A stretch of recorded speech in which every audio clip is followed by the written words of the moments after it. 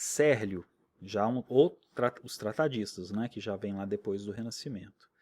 Ele já coloca da seguinte forma, né, a gente pode perceber aqui por essas fotografias aqui, ó, a de cima a dórica, a jônica e a coríntia.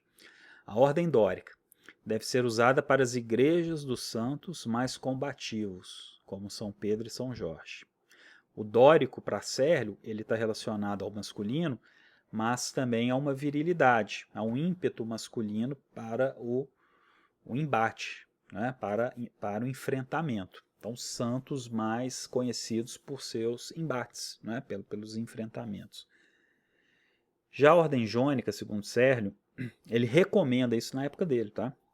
Ele não está explicando a ordem lá atrás, não. Ele está recomendando o uso dessas ordens na época dele, para santos pacíficos e homens de saber. Ou seja, bem diferente da ordem dórica, né? do perfil de santo da ordem dórica. E a ordem coríntia, com as suas folhas de acanto, que é uma ordem mais ornamentada, mais incrementado, né? Mais elegante, né? Seria mais elegante delas, mais cara também, seria para as santas virgens e para a própria Virgem Maria.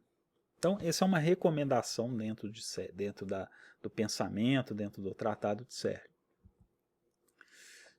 E aqui nós temos propriamente um belo exemplo da ordem toscana acima, onde é possível perceber que a ordem toscana, ela lembra muito a ordem dórica, mas ela não vai ter aquela almofada muito saliente. A ordem dórica ela tem uma almofada muito saliente. E a ordem toscana, ela possui um anel de um tambor, né? Ela possui esse anel aqui, como se fosse um tambor aqui, fazendo todo o fechamento aqui do capitel, né? Então ela tem essa diferença, tá? E também costuma ser lisa, né? A ordem toscana, ela é lisa. E para Cérlio, ficações e prisões, a ordem toscana seria ainda mais masculinizada. Ela é romana por excelência, e então ela é mais viril, ela é mais bruta, seria uma ordem mais utilizada para esses tipos de fortificações, construções militares. Enquanto que a ordem compósita, percebemos ali embaixo, né, o coríntio com o jônico, Cérlio não tece comentários especiais, né, então provavelmente a ordem compósita estaria muito perto ali das questões da ordem coríntia. Agora, vamos entender aqui elementos muito importantes. Por exemplo, como a gente vai reconhecer um templo grego e um templo romano? No primeiro momento, eles são muito parecidos. São praticamente iguais. Mas à medida que a gente vai estudando, a gente vai entendendo melhor essas formas. Tá? Por exemplo, essas setas estão apontando para as plataformas, para as bases dos templos. Percebam. Aqui no desenho da esquerda, da plataforma do Parthenon em Atenas, o que nós percebemos? Esse estilóbata e o estereóbata, que são esses degraus mais salientes, com uma altura maior, né, com um tamanho maior, que podem possuir escadas, né, ou rampas. O templo grego, em geral, na sua maior parte, ele se assenta sobre o estilóbata e o estereóbata, que são elementos da plataforma, o que vai assentar o templo. Tá? A ordem dórica, só um elemento curioso aqui, nós veremos isso também. A ordem dórica a gente pode perceber aqui, ó, porque o Parthenon ele é um edifício de ordem dórica, tá? Que vai assentar o seu entablamento. Nós vamos estudar esses elementos também daqui a pouco. E sobre a ordem dórica vem o fuste da coluna. O fuste é a coluna em si. É toda a extensão da coluna, que no caso aqui está com caneluras, tá? Que são esses frisos nas colunas. E percebam que a coluna ela termina, aqui onde eu estou passando o mouse, a coluna termina diretamente no estilóbata. O estilóbata é a parte de dentro, mais acima, e o estereóbata mais externamente. O estereóbata ele já fica nessa parte de baixo. Tá? Então o templo grego possui essa característica. E o templo romano é uma herança dos povos etruscos. A gente estuda isso na arte etrusca, na arquitetura etrusca. Ele é muito comum e tradicional na arquitetura romana esse elemento que suspende o templo do nível da rua, que é chamado de pódium. É o pódium mesmo, né? A gente conhece o pódium como aquele elemento que os atletas sobem no final de uma Olimpíada, por exemplo, de uma competição, para receber suas medalhas. Então tem o número 1, 2, 3. O pódio é justamente essa estrutura mais elevada. Né? E o templo romano ele se assenta sobre um pódio. E podemos perceber aqui no Fórum Romano, o templo de Saturno, aqui no primeiro plano, é um pódio feito com uma base de concreto, aquele concreto que eu comentei com vocês, com uma alvenaria de pedra quadrada, né, o opus quadrado, né, o ashlar também, né, chamado de ashlar em outras culturas, em outros elementos arquitetônicos, mas aqui no caso do Império Romano é uma técnica de construção conhecida como opus quadratum, né? São grandes blocos de pedra no formato de paralelepípedo.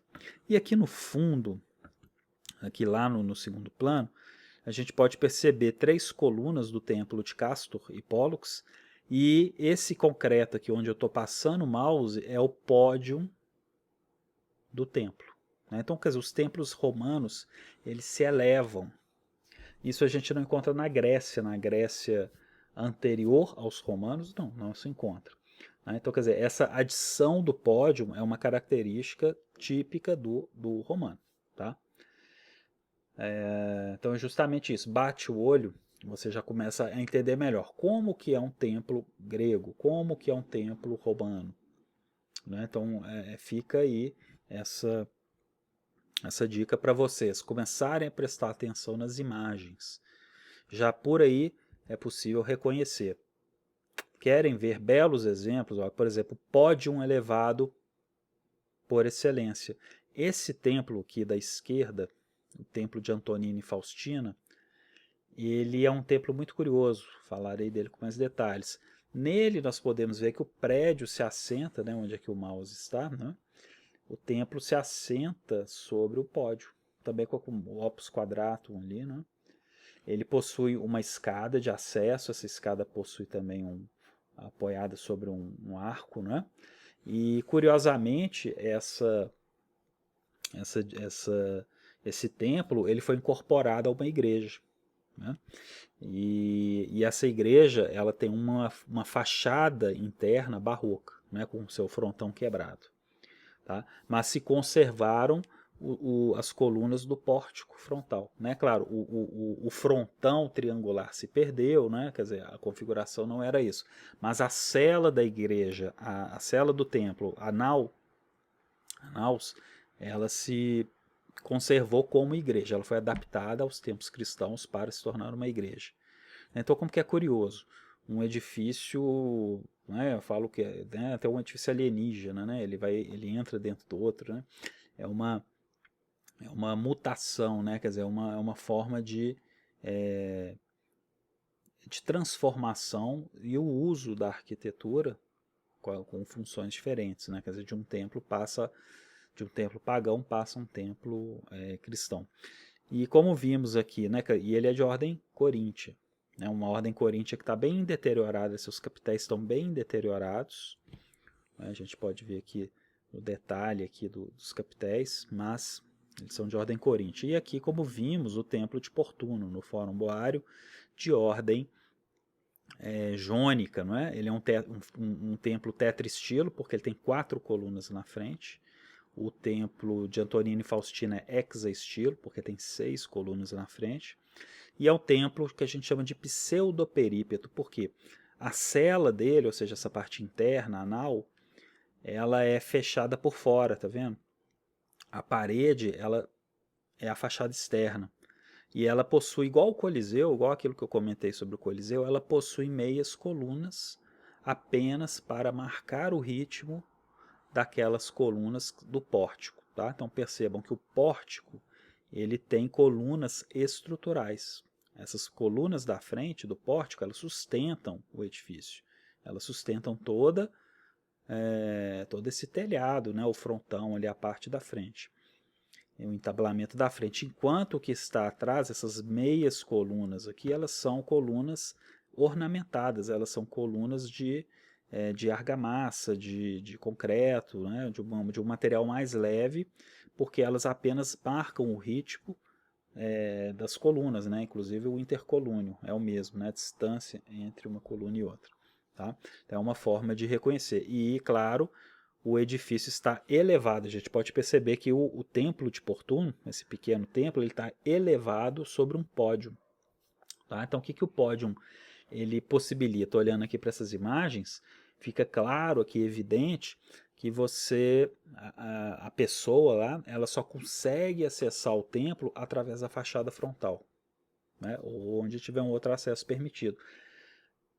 Portanto, a única forma de se entrar num templo seria pela frente. Então a fachada frontal é muito destacada. Já o templo que tem o estilóbata e o estereóbata, como os gregos, já é possível que se acesse principalmente o perípetro, né, seriam aqueles templos que têm colunas para todos os lados, né, a cela já não encontra com a fachada, né, a cela ficaria dentro das colunas, né, por exemplo, o Párthenon em Atenas, ele cria um corredor de colunas em volta, né, isso é chamado de um templo perípetro, que dá para caminhar entre as colunas. O que seria que um templo etrusco, né, como eu havia falado com vocês? Aqui nós estamos vendo uma maquete, né? Nós estamos vendo uma maquete cujos capitéis se unem ao entablamento pelo ábaco, que aparenta ser uma peça separada, mas que era geralmente esculpida na mesma peça do capitel. Né? Então, o que seria isso aqui? Ó? O ábaco, onde eu estou passando o mouse, é essa espécie de, como se fosse um encaixe, né? Uma conexão entre a viga, entre o entablamento e a coluna em si. Né? Abaixo aqui é o que? O capitel. Né? Quer dizer, o capitel fazendo o que? Aquela almofada, né? Que eu comentei com vocês, e a coluna propriamente, o fuste. Então, o ábaco, ele é essa espécie de encontro, né? Entre o capitel e o entablamento. E parece que é uma peça separada, encaixada, né? Que foi apoiada e depois vem o capitel. Mas não. Na Grécia e Roma, já se fazia o capitel, em grande parte, já se fazia o capitel com o ábaco esculpido. Então era um bloco único, era uma peça única esculpida que aparenta ser duas peças distintas, tá? Depois eu vou explicar a origem disso tudo, tá? Por que essas formas existem, né? Já dou um spoiler aqui dizendo que esses templos de pedra gregos, eles imitavam, eles simulavam a arquitetura em madeira, por isso que tem esses encaixes.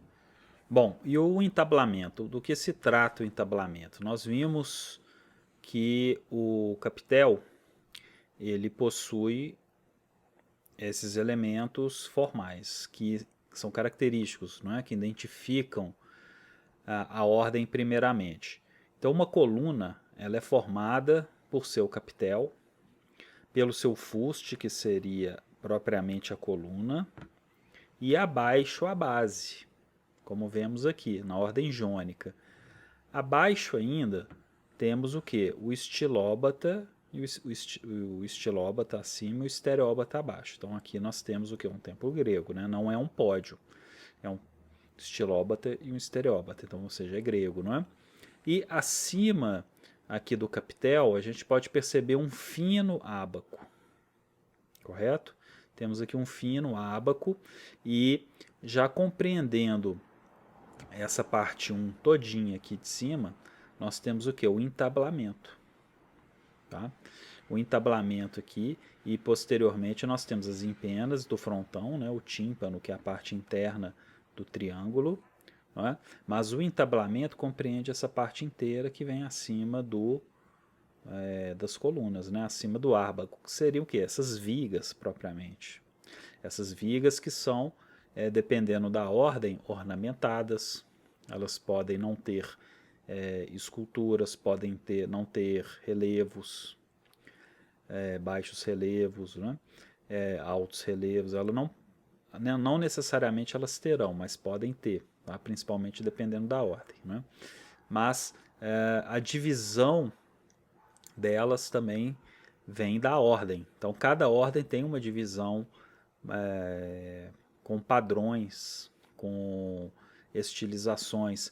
Então, geralmente, a ordem dórica é sempre a ordem mais simples, a ordem mais austera. Por isso que a ordem dórica ela é levada para esse lado do masculino, enquanto a ordem jônica, como vemos aqui, é uma ordem mais esbelta, mais feminina. Tá? Veremos tudo isso nas aulas específicas de cada ordem. Tá? Então, por isso que é importante o dicionário de arquitetura, para que esses termos, como friso, arquitrave, né? Lintel é o mesmo nome da arquitrave, lintel é muito utilizado na França.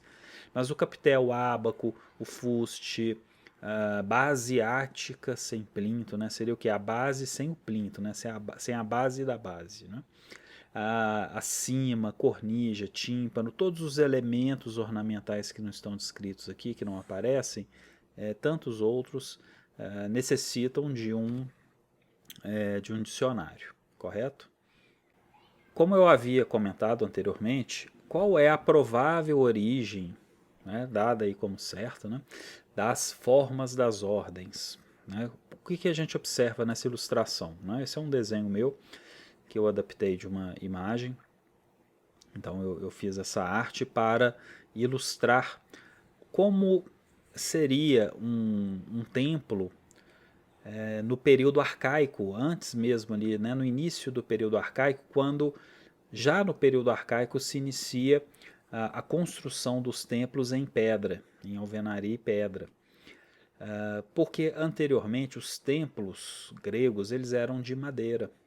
Eles possuíam as formas já estabelecidas, já amadurecidas, porém os templos eram de madeira, e a madeira nós sabemos que elas não resistem como a pedra resiste, correto?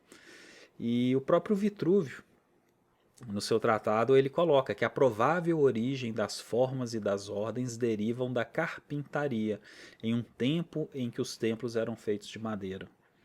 Os artífices do período arcaico grego passaram a imitar em pedra e mármore os elementos arquitetônicos e estruturais. Ou seja, se Vitrúvio descreve dessa forma, é porque os próprios romanos já conheciam essas tradições. Então estão mais próximos dos gregos do que nós, obviamente.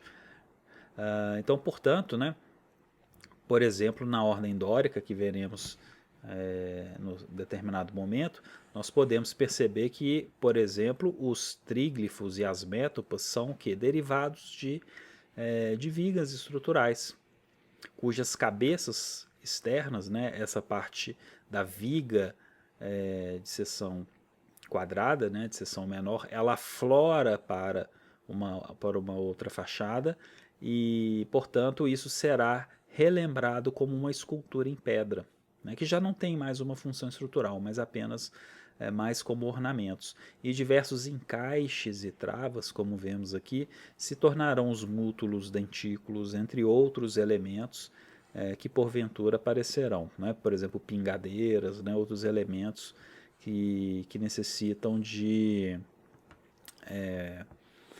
um dicionário, né? Para conhecermos todos esses termos, como eu disse. Os tríglifos foram criados a partir da ordenação das vigas, assim como os mútulos sob as cornijas sugerem a partir das saliências das asnas como pingadeiras. O que seriam os mútulos? Seriam esses pontinhos que vemos aqui, né, que funcionam como pingadeiras, em alguns momentos também como travas, né, ou seja, elementos estruturais que foram, pela tradição, esculpidos em pedra. Essa gravura ela é muito curiosa e muito importante porque do abade Marc-Antoine Laugier, de 1753, ela nos mostra uma alegoria de construção, né, das formas gregas, e o abade Marc-Antoine Laugier, não consigo aqui ajustar minha pronúncia, foi um padre jesuíta e teórico da arquitetura que procurou estabelecer as origens primitivas do templo grego. Percebam a gravura, né? A imagem ali. Sua obra mais conhecida foi o Ensaio sobre a Arquitetura, de 1753, ou seja, ali no despertar do movimento neoclássico. Em 1755 ele publicou a segunda edição com uma famosa ilustração, muitas vezes reproduzidas, de uma cabana primitiva. Seu foco foi alertar para falhas, desvios e usos incorretos da arquitetura clássica após o Renascimento, especialmente no maneirismo e barroco.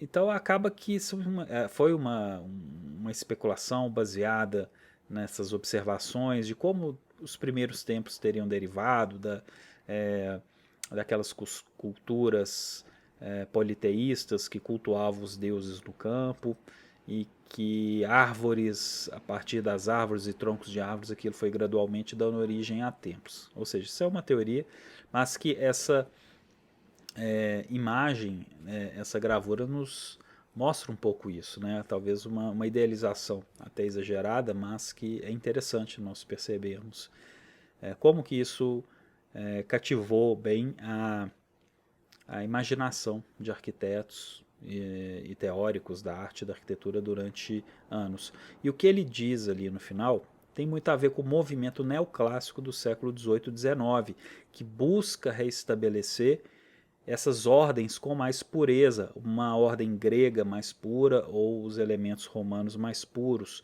porque para os neoclássicos, um movimento que principalmente será patrocinado ali pela Revolução Francesa, por Napoleão, os movimentos anteriores, barroco, rococó, que tinham muito a ver ali com a monarquia, com a hegemonia da igreja, eles acabaram por serem muito ornamentados, muito movimentados. O barroco e o rococó, para os neoclássicos, ele apresentava uma distorção, um exagero e usos incorretos, como ele diz ali, não é? Das ordens clássicas. Então, quando, por exemplo, vemos uma igreja em ouro preto, seria um caso, né? Seria esse exemplo, né? De que o barroco ele seria uma distorção dos clássicos, né? Isso na visão neoclássica, tá? Não corresponde à visão contemporânea, porque nos dias de hoje nós entendemos o barroco como um estilo, uma cultura autônoma que tem suas referências clássicas, mas essas coisas já não se discutem como ele coloca aqui. Voltando ao templo de Portuno, no Fórum Boário, que na minha opinião é um dos exemplos mais belos para se estudar, eu selecionei aqui um desses elementos que eu comentei, né, os dentículos da ordem jônica. É muito comum na ordem jônica, é um dos elementos que se reconhece a ordem jônica, é a forma como se colocam esses dentículos no entablamento, como vemos ali. São extremidades estilizadas em pedra das ripas de madeira dos telhados ancestrais. Então, se nós fizermos um exercício aqui de abstração e imaginarmos esse templo todo feito em madeira, como seriam esses encaixes, como que essas ripas de madeira elas atravessariam o edifício, né? E apenas essa cabeça, essa seção mais fina dela ficaria aparente para fora. Tá? Então são essas especulações, essas teorias que nos colocam diante daquilo que Vitrúvio falou, dessa mutação, dessa transformação de uma arquitetura em madeira para uma arquitetura em pedra. Mas para os gregos era fundamental manter a tradição das formas, porque o templo ele possui, de certa forma, a sua sacralidade. E essa sacralidade envolve as técnicas de construção. Né? E acaba que aquilo, de certa forma, ficou arraigado na cultura, né? Não é porque seria em pedra que a forma mudaria, não é? Mas se manteve a tradição dessa lembrança dos antigos templos de madeira. Portanto, seria essa a explicação mais plausível utilizando o Vitrúvio, né, como uma dessas principais referências por estar mais perto dessa época, estar propriamente na época. Então, o intercolúnio, como eu havia comentado anteriormente, esse espaço entre as colunas, né, percebam que as colunas têm um espaço entre elas. Não é? E esses espaços podem variar, podem aumentar, podem diminuir, chamado de intercolúnio. Foi especificado pelos romanos através de 5 tipos distintos, descritos por Vitrúvio, medidos em diâmetros de colunas, ou seja, eles são medidos pelos diâmetros das colunas, né? Então, entre uma coluna e outra, por exemplo, podem caber 2 colunas, 1,5, 3, 2,5, né? Veremos aqui. O picnóstilo, o espaçamento mais fechado correspondente a 1,5 coluna de diâmetro, ou seja, entre uma coluna e outra caberiam mais 1,5 coluna. Sístilo, o espaçamento que corresponde a 2 diâmetros, ou seja, entre 2 colunas caberiam mais 2, tem espaço para mais 2. Eustilo, o espaçamento que corresponde a 2,25 diâmetros. Diástilo, o espaçamento que corresponde a 3 diâmetros. Araeóstilo, o espaçamento mais largo corresponde a 4 diâmetros. Correto? Então, em geral, o araeóstilo, que tem esse espaçamento mais largo, convém colunas mais altas. Então, templos também mais altos. Mas, dependendo da estrutura, veremos outras formas de aplicação. E aqui eu fiz uma ilustração de minha autoria, né? E onde é possível entender esse intercolúnio, como que essas colunas vão se afastando, né? É uma ilustração não técnica, tá? É uma ilustração mais artística do que técnica. Tá? É uma licença minha aqui. Os espaçamentos são importantes, pois ditam os ritmos harmônicos dos edifícios. Há uma composição. Não é? Quem estuda desenho, composição, gestalt, expressão visual, vai ter no meio do curso disciplinas como composição, harmonia, teoria da forma, correto? É justamente disso que se trata. Não é? Ideias de marchas lentas ou rápidas, né? Um edifício que possui uma movimentação em sua fachada, tanto na arquitetura clássica quanto na contemporânea. Isso é trabalhado constantemente. Estabilidade, movimento, elegância, dignidade às fachadas como uma pauta musical, ou seja, muitas vezes a arquitetura é comparada, né, com a música, né? A arquitetura seria uma música congelada, né? E aqui nós vemos uma imagem do vestíbulo da Biblioteca Laurenciana de Michelangelo. Eu tive a alegria de visitar esse lugar, essa fotografia é minha, e ela é citada em todos os livros, praticamente, de história da arquitetura, como um modelo do Alto Renascimento para o maneirismo, pela elegância e pela forma como Michelangelo ele utiliza a linguagem clássica de uma forma mais criativa. Ele já adiciona liberdades que não haviam no passado, por exemplo, junção, duas colunas gêmeas, uma coluna ao lado da outra, avanços e recuos de entablamentos.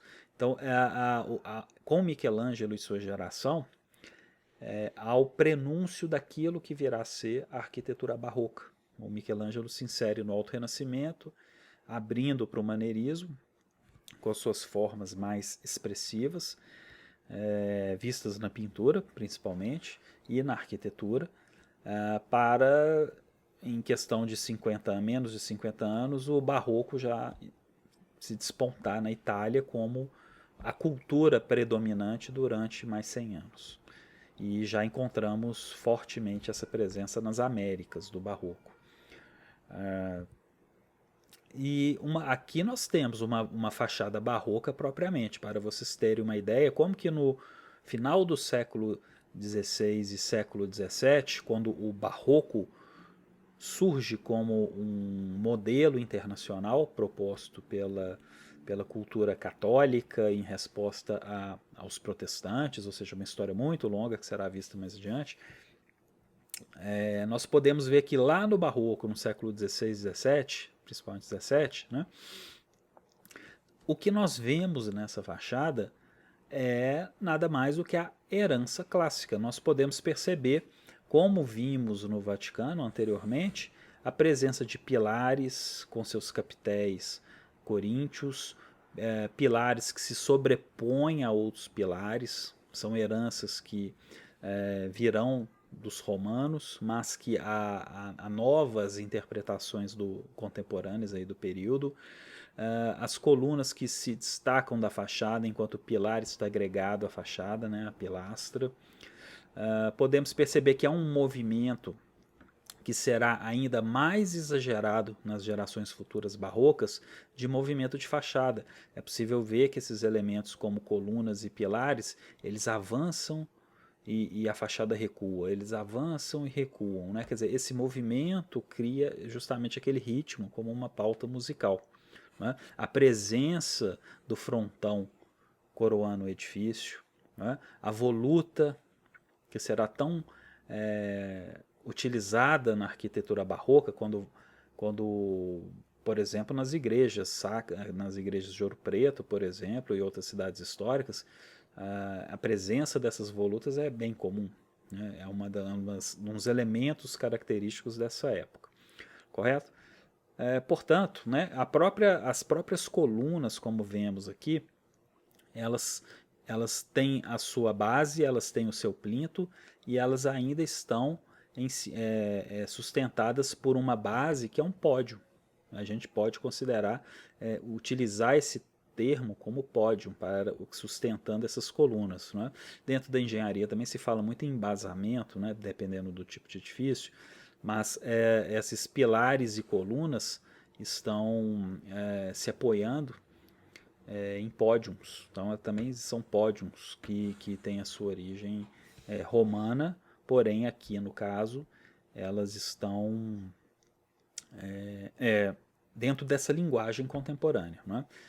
E que é importante também frisarmos aqui seria esse entablamento com os dizeres ali do Papa, né, o Alexandre Farnese, né, da família Farnese, e na época dos jesuítas, né, porque essa igreja de Il Gesù, em Roma, é a primeira igreja jesuíta. Então é daqui que parte a contra-reforma, né, o movimento católico de contra-reforma para combater a expansão dos protestantes na Europa, né, porque já era um momento de grandes conflitos e guerras por causa dos conflitos religiosos do período.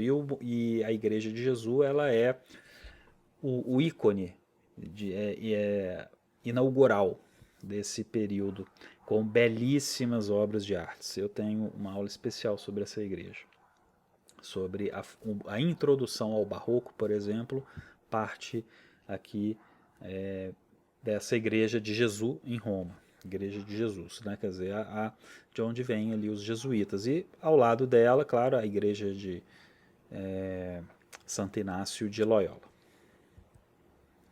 Podemos perceber nessa outra imagem, com a planta baixa da fachada de Carlo Maderno, da Basílica de São Pedro, justamente aquilo que eu comentei, como que as colunas elas encostam, elas penetram na parede da fachada, elas penetram na fachada, e à medida que a fachada avança para os portões frontais, os portões principais da nave central da basílica, essas colunas elas criam um movimento ondulado, porque elas se afastam, elas se descolam da parede gradualmente, correto? Então podemos ver aqui, ó, como eu comentei anteriormente, esses pilares que estão sobrepostos. Posteriormente nós vemos um pilar com uma coluna, uma meia coluna sobreposta. E aqui nós já temos o ensaio da coluna se libertando para que embaixo do frontão, o frontão é estrutura triangular, embaixo do frontão nós já temos as colunas completamente desvinculadas da parede, né, completamente desvinculadas da fachada, para novamente elas retornarem para, para os pilares que se fundem ali com a fachada central, correto? Então, isso é o quê? É essa ideia, né, dessa variação de espaços de intercolúnios. Né? Tem horas que uma coluna e um pilar estão mais afastados, depois eles ficam mais perto, voltam a se afastar. Quer dizer, esse que é um ritmo, né, que a gente considera um ritmo arquitetônico. Novamente, eu apresento outra estrutura barroca, nós podemos perceber como que essa questão da ornamentação, do movimento barroco já se torna mais evidente em Santa Maria della Vitória, uma famosa igreja em Roma que abriga uma famosa obra de Bernini, né, o Êxtase de Santa Teresa, né? E ao lado dela, Santa Susana alle Terme de Diocleciano, porque é Santa Susana nas termas de Diocleciano. Ela fica bem próxima, né, as duas ficam bem próximas das termas de Diocleciano. E novamente nós percebemos esse mesmo jogo de fachada. Como que, por exemplo, aqui em Santa Susana alle Terme de Diocleciano, os pilares, o pilar da extremidade se inicia bem rente à fachada. Aí nós temos uma coluna, uma meia coluna coríntia, né? A ordem aqui é coríntia. E à medida que ela vai chegando na sua fachada, né, central, aqui no pórtico, na entrada, no portão, né, temos aqui um pórtico avançado, com seu frontão, a nossa coluna coríntia já está liberta, praticamente liberta aqui pelo ângulo da foto, para novamente retornar e encontrar o pilar que está lá agregado dentro, junto ali à parede da fachada. E acima, né, o que nós podemos perceber aqui, que seria um novo embasamento, né, que vai iniciar esse novo nível, com um novo pódio, que vai também elevar mais uma sequência ali de pilares. Né? Percebam que no andar superior nós temos o que? Pilares. Né? Seção quadrada apenas com duas colunetas de ordem jônica. Né? Perceba que essas duas colunetas no andar superior, aqui é o coro, né? Onde fica aqui a parte posterior, o coro da igreja, já são de ordem jônica, correto? Enquanto que os pilares superiores, podem perceber, a foto pode estar um pouco pequena, mas os pilares superiores são de ordem compósita, uma mistura de jônico com coríntio. Embaixo é coríntio, tá vendo? Então nós temos ordens misturadas no mesmo edifício. Talvez seja isso aquelas reclamações que vêm dos neoclássicos, né? Porque acaba que o barroco acaba trazendo essa proliferação elegante das ordens no mesmo edifício.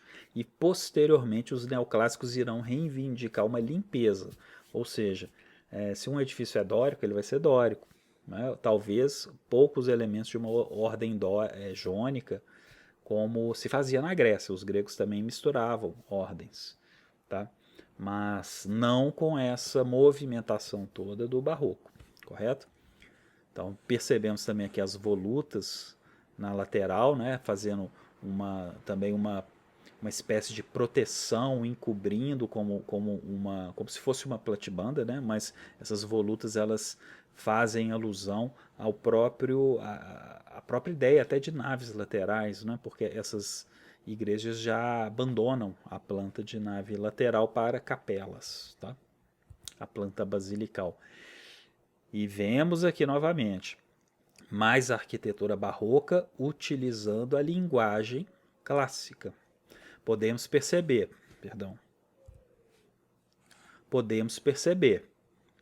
pilares de ordem coríntia, começa a ficar fácil da gente entender, da gente repetir. As colunas do pórtico, percebam que é um pórtico redondo, né? Ou seja, uma forma derivada do tolos. O tolos é o que? O edifício redondo. Conheceremos mais exemplos de tolos, edifícios redondos, quer dizer, um pórtico como um tolos ou um monóptero. Né? Os monópteros também derivam dessas estruturas circulares, já de ordem jônica. Percebam que ele é jônico. Não é? Encimados com os brasões da igreja, os brasões do Vaticano, por exemplo, é muito comum. E no seu entablamento e frontão, nós podemos perceber os dentículos, tá? Os dentículos que vão estar tanto na parte interna do frontão, aqui no tímpano, quanto aqui na cornija. Então, o que é a cornija? A cornija é essa parte saliente que faz essa união entre o entablamento e o frontão. Né? Então, a cornija também protege o edifício. Ela impede que as águas desçam pelas paredes. Correto? E a mais famosa, uma das mais famosas, para mim a mais icônica igreja barroca de Roma é a igreja de Borromini, né, que é a San Carlo alle Quattro Fontane, né, 4 fontes, porque em cada esquina tem uma fonte, representando aí um rio. Percebam como que o barroco, na sua fachada, como que ele cria essa ondulação, essas distorções do clássico. Né? Um grego jamais faria um entablamento como esse de uma forma tão curva. E o barroco ele é caracterizado justamente por isso, por esse jogo de curvas e contracurvas. Né? A curva, o côncavo e o convexo que vão criando ritmos na fachada.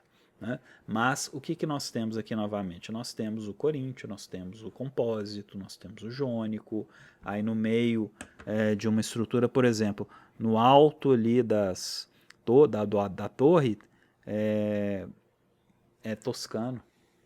Tá? Elementos que não são clássicos também participam, que são propriamente barrocos, por exemplo, conchas, é um elemento muito utilizado na arquitetura barroca, né? E claro, né, um pódium também, né, que seria esse embasamento, também participa dessa fachada, colunetas no pórtico de entrada. Então, o que é importante frisar aqui? Justamente isso, como que essa é a linguagem clássica. A linguagem clássica ela não é necessariamente pura, né, como eu disse, do edifício público. Movimento, ordens superpostas e ordens subsidiárias, ou seja, aquelas ordens, digamos assim, secundárias. Você tem uma ordem principal, a primeira que chama atenção. Por exemplo, a ordem coríntia é a maior, mas no pórtico existem colunetas jônicas. Então, quer dizer, seriam essas ordens subsidiárias. Podemos perceber, por exemplo, aqui no barroco, na arquitetura barroca aqui do Louvre, né? Essa foto foi até tirada da outra ala do museu, olhando, né, internamente para a outra ala do museu. Percebam que esse primeiro nível do Louvre, que tem essa arcada com esse pórtico, né, que é possível transitar por dentro dele, percebam como que ele tem uma referência ao Coliseu. Qual que é a inspiração disso? Né? Percebam que há o arco de volta perfeita romano, entre um arco e outro há uma meia coluna. Onde que nós vimos isso? No Coliseu. Então, os barrocos criaram isso sozinhos? Não, eles observaram a arte antiga e estão replicando. Não é? Entretanto, cria-se um estilo novo, um estilo barroco, mais rebuscado, mais elegante. Né? Mas os nomes, os termos continuam, por exemplo, o entablamento, a cornija, né? O frontão. Podemos perceber os intercolúnios, olha, colunas irmãs, né? Colunas gêmeas, aqui já nesse pórtico principal, né? O frontão. O frontão, inclusive com elementos escultóricos, olha. Esses elementos, obviamente, vêm da Grécia Antiga, vêm da Roma Antiga. Não é? Podem ser deuses gregos representados, pode ser uma cena da mitologia grega, podem ser, inclusive, alegorias contemporâneas, pode ser a história do rei Luís XIV, por exemplo. Né? O barroco permite isso, a agregação de temas contemporâneos dentro de uma linguagem clássica. Tá? Mas por aí vai. E o que é difícil nesse momento é justamente isso, né? Reconhecer o que é barroco, reconhecer o que é renascentista, o que é rococó, né? O que é medieval, o que é gótico e tal, mas é um tempo que é necessário para se familiarizar com essas formas. Tá? Então eu fico por aqui.